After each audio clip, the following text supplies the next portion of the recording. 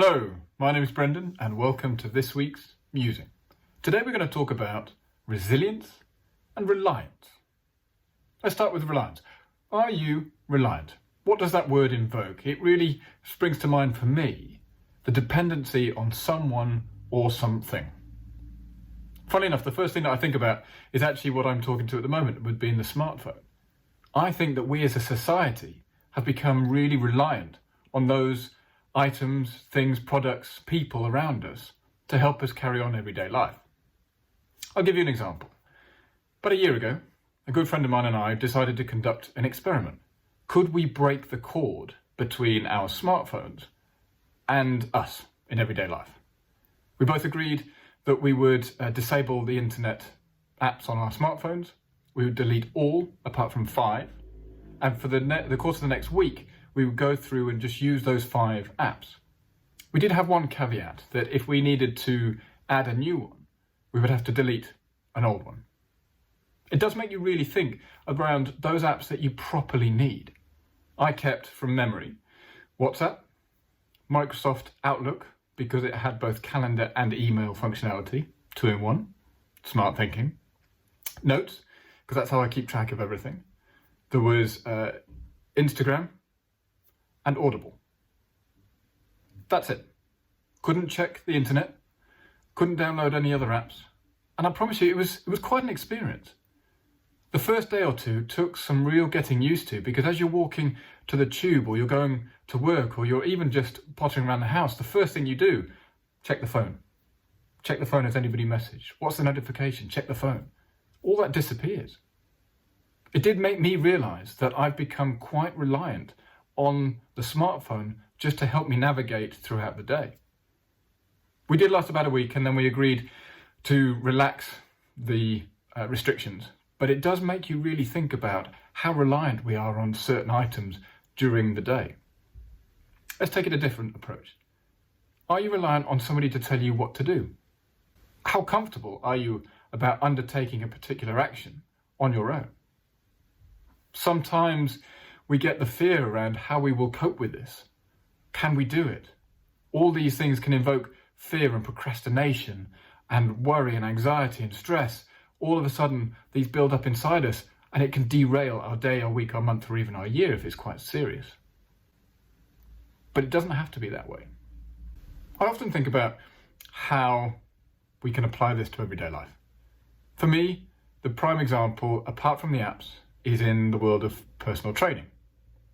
Now, a personal trainer will tell you what to do for that hour, and for that hour you probably work really hard and hopefully you come away drenched in sweat. It's a good workout if that's happened. But what happens the next time you go into the gym and they're not with you? Do you completely have a mind blank? Are you completely unsure about what to do, or the sequencing of the exercises you need to do, or the particular machine is no longer available that you used last time? Are you able to make it up as you go along? Are you able to apply the foundation elements of what you've been taught? Or are you totally reliant on somebody to tell you what to do? Now, I'm not necessarily saying it's a bad thing, but it does make you realise that it is easy to coast through life being reliant on others to help get you to where you want to be. Now, what's the alternative? Resilience. Resilience can take many forms: mental resilience, physical resilience, emotional resilience. Resilience in itself is being able to overcome the challenging environment. Being able to adapt, being able to progress when things get hard. I mean, I fully understand it from an endurance perspective, having undertaken a number of these challenges whereby you look at the whole event in one go and you think, my word, there's no way I can do that. Cycling up the country in 9 days, when you weren't sure whether you could cycle 100 miles, literally in 1 day, let alone 2 days, 3 days, 4 days. Massively overwhelming. But the resilience is being able to put yourself into challenging environments and know that you're going to come out the other side. It's all about adapting and being able to take progress, not perfection. We often talk about perfection being the killer of progress, and I think that's really true, because it doesn't have to be perfect for it to work. If we wait for it to be perfect, it'll never happen. That presentation that you're creating, it's never going to be perfect. Get it to a stage where it's really good and then take it and run with it. You know, that business idea that you've got, it's never going to be perfect. And in actual fact, if you listen to a number of well-established and successful entrepreneurs, they're saying actually if you wait for it to be perfect, it'll be too late.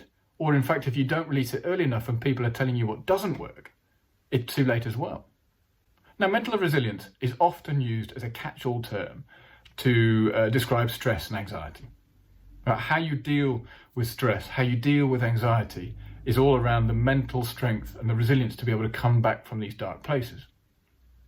It's not just battening down the hatches and being able to deal with these situations, but it's seeking out those challenging environments and coming out the other side.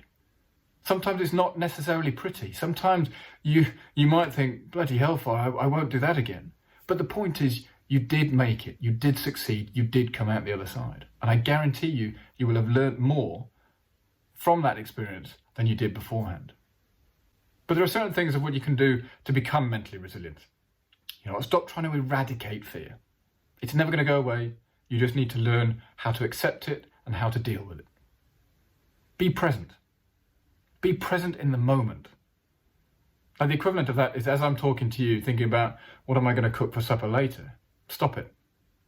Be here, be now, focus on what's in front of you. You know what I mean? Because when was the last time you spoke to somebody and in the blink of an eye, the conversation carried on and you realised an hour had gone by? That's what being present is about. But you've got to be willing to see change. It can go into the growth and fixed mindsets, but ultimately knowing that you can change and you will change is important, but you've got to be willing to do it as well. Actions speak louder than words, I get that. Culture is around what people do when nobody's looking, I get that. But for you, being able to continue and move through the challenging environments is absolutely integral to creating mental resilience. But I want you to think about the 4 C's of creating mental resilience. Number 1, control. That's about your self-worth. You believe that you can do it and having the confidence and the inner belief that it's all about you and you will get there. Controlling what's in your control, as silly as it sounds, and letting go those things that are not in your control, because there's no point worrying about it. Commitment, number 2. The stickability, the bounce back ability, whatever the appropriate phrase is, you need to think about that, because at some point it's going to get tough and you either have 2 choices: give up and walk away, or stick at it and fight on. Please take option 2. Challenge. Embrace change.